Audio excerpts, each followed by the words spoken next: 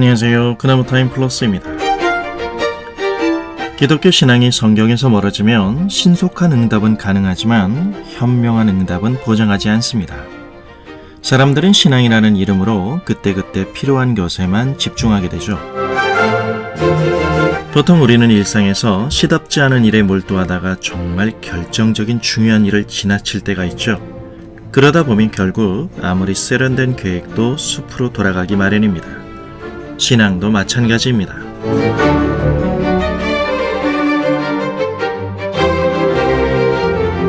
오늘날 그리스도의 부활을 말하면 많은 사람들은 종교라는 비역사적 사실로 신화화하지만 그 부활이 갖는 역사성은 그리스도의 부활이 육체적 부활이었다는 사실입니다.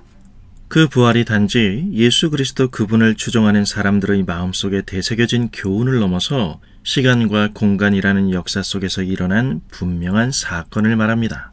우리는 복음서를 통해 부활의 역사적 정확성과 뒤이어 사도행전의 기록들을 따라가며 제자들의 열정은 물론 페이지마다 부활의 확신이 절절히 묻어있는 제자들의 행전을 읽을 수 있습니다.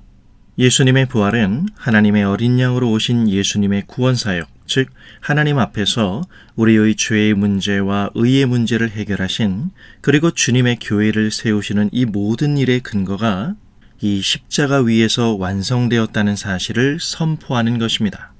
그러므로 그리스도의 부활은 우리의 죄의 문제와 의의 문제를 해결하시고 새로운 공동체인 교회를 세우심에 있어 예수 그리스도의 속죄만이 하나님이 행하신 유일한 해답과 승인이라는 사실을 부활로 확증하는 것입니다. 그렇다면 이 부활이야말로 우리에게 기쁘기 그지없는 소식이겠죠.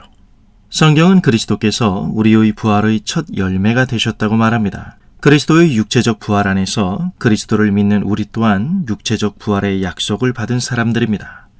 하지만 이 부활의 약속은 단지 육체의 죽음 그 너머에만 관련시키거나 그리스도의 재림이라는 미래적인 시간 속에서만 의미를 갖는 것은 아닙니다. 기다림으로서의 부활과 동시에 부활의 본질적인 성격을 적절히 이해한다는 것은 하나님의 생명이 지금 우리에게 주어지므로 우리가 매일매일 부활 생명을 실제로 경험하는 삶을 살아간다는 사실입니다. 예수 그리스도의 십자가가 하나님과의 바른 관계의 근거가 되어 이웃사랑을 통하여 오늘도 우리는 그 부활 생명을 누리고 있는 것입니다. 중생 곧 거듭난 사람이 누리는 삶은 부활의 생명을 경험하고 누리는 삶으로서 더 정확하게 말하자면 우리는 부활한 존재이기에 부활을 약속받고 있는 사람들입니다.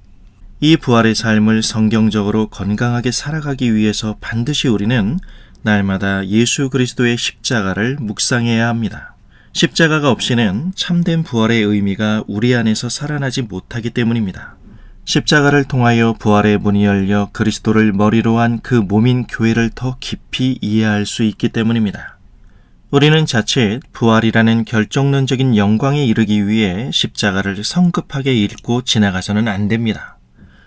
십자가의 죽는다는 핵심을 무시하면 인간의 교묘함은 필연적으로 인간의 실존을 왜곡하게 되고 어느새 하나님께 사랑받을 만한 가치가 있는 존재가 되어버린 나에 대한 왜곡된 시각은 인간의 죄인됨을 무색하게 할 만큼 너무 커져버리게 됩니다.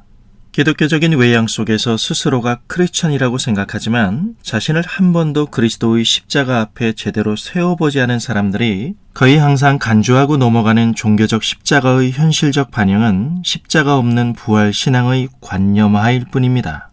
이러한 신앙의 특징은 아무런 모순 없이 세속적 가치관이 기독교 신앙과 양립하는 것이죠.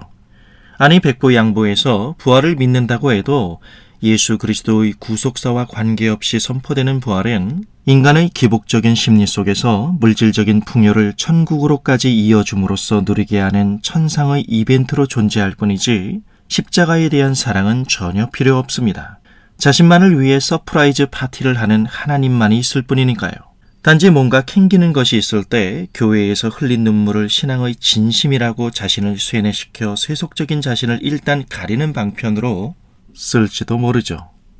예수님께서 우리의 단조로운 일상생활의 현실 속에 십자가를 두신 이유는 죽음을 거쳐 부활에 이르는 이 삶의 원리를 통하여 우리로 관념이 아닌 실제 삶에서 만나는 사람들과의 관계 속에서 부활 생명을 사랑으로 누리게 하심으로써 주님을 닮아가게 하시기 위함입니다. 솔직히 십자가의 복음은 오늘날 긍정의 풍요로움 속에 빠져있는 사람들의 감성에는 불쾌감을 주는 메시지일 것입니다. 그래서 사람들은 십자가의 죽음을 건너뛰기를 좋아합니다. 그러나 그것을 통과하지 않고는 부활에 이를 수 없습니다.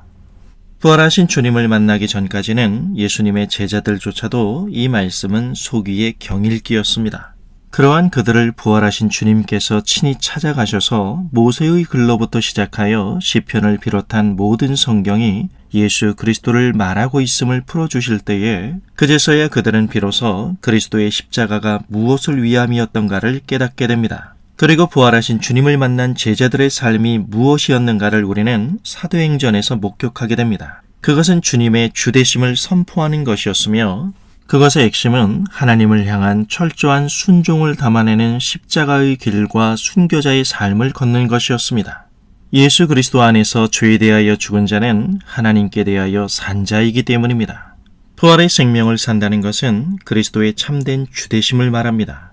내가 예수 그리스도와 함께 십자가에 못 박혀 죽었다는 사도 바울과 같이 그 사실을 성경 말씀 그대로 믿고 여김으로 인간의 죄된 본성을 노골적으로 드러내는 내 자아를 일상생활의 직면하는 실제 속에서 날마다 배척하고 죽여가는 하나님을 향한 순종의 삶이 부활의 생명으로 사는 삶을 말하는 것입니다. 그러므로 예수님께서는 제자가 된다는 것은 자기 십자가를 매일 지는 자기 부인의 삶이라고 말씀하십니다. 제자도의 핵심이 자기 부인이라는 사실이며 그 동의어가 하나님께 순종입니다. 이것이 부활한 주님을 만난 사람들의 가장 큰 특징입니다.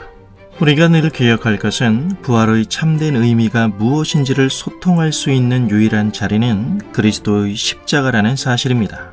십자가의 의미가 나에게 깊어질수록 변화된 삶은 감성의 자극과 체험의 열풍 속에서 자신의 주관적 느낌으로 진리를 대체하여 써내려가는 별스럽고 야단스러운 생활이 아닙니다. 이것은 부활의 소망의 서툰 모방조차도 되지 못합니다. 출생과 죽음의 중간을 살아가는 우리의 하루하루의 시간은 언젠가는 끝이 나지만 예수 그리스도의 십자가의 가치는 이 시간과 공간 속에서 부활을 만들어냄으로써 끝이 있는 우리의 인생의 영원 이터널 라이프를 결정지으셨다는 하나님의 기록입니다. 그것은 바로 부활 속에 새겨진 영구적인 흔적인 그리스도의 십자가입니다. 그리고 그 십자가에서 우리가 찾은 답은 예수 그리스도의 부활로서 어떤 경우에도 패배하지 않는 하나님이 우리와 함께 하신다는 사실입니다.